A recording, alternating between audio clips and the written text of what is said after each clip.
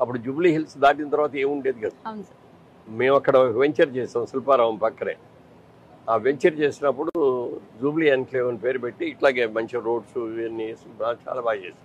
అది 98 బా. అప్పుడు పెట్టి చేస్తే మేము ఎంతకు అమ్మేమో తెలుసండి. అది గజం 750 రూపాయలకి అమ్మే. ఇవాళ ఎంతో తెలుసా? 3 లక్షలు గజం. అంటే ఎన్ని రెట్లు పెరిగింది. లిటికేషన్స్ లేకుండా ఉన్న ల్యాండ్ కొనుక్కోవాలి, ఆ ల్యాండ్లో చక్కగా డెవలప్మెంట్ చేస్తే లోపలికి వచ్చి చూసిన వాళ్ళు ఎవరైనా సరే వెనక్కి వెళ్ళలేరు. ఎప్పుడు కూడా గ్రోత్ అనేది మెల్లగా పెరగాలి. ఒక్కసారి పెరిగితే అది ఎప్పుడు పడిపోతుంది.